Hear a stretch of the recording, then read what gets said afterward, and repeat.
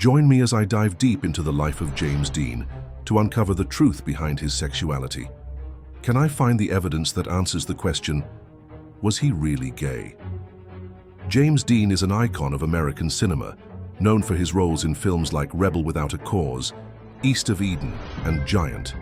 His rugged, brooding on-screen presence has captivated audiences for decades.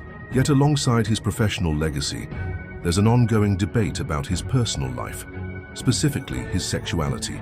Was James Dean really gay, or was this just a rumor? The central question about James Dean's sexuality has sparked intense debate over the years. Some claim he was gay, while others argue he was bisexual. Then there are those who prefer to keep his sexual orientation a mystery, respecting his privacy. What we do know is that Dean was quite private about his personal life, which only adds to the mystery.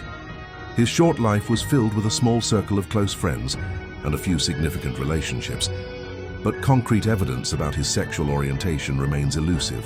James Dean lived a short life, passing away at the age of 24 in a car accident.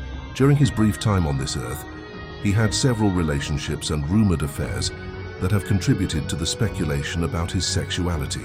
One of his most significant relationships was with Beverly Long, a woman he dated for a while.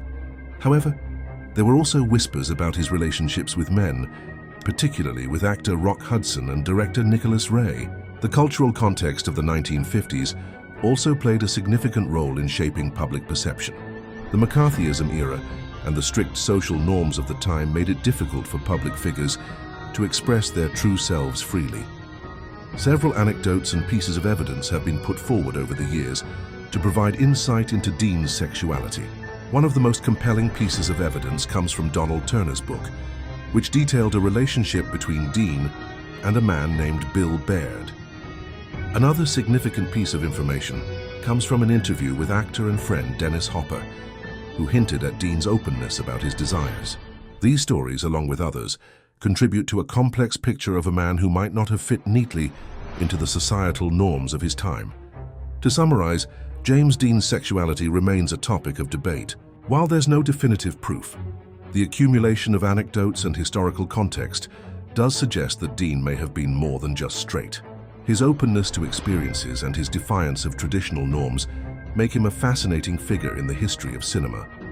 If you're as intrigued as I am by the mysteries of classic Hollywood, I'd love to hear your thoughts on James Dean's sexuality in the comments below.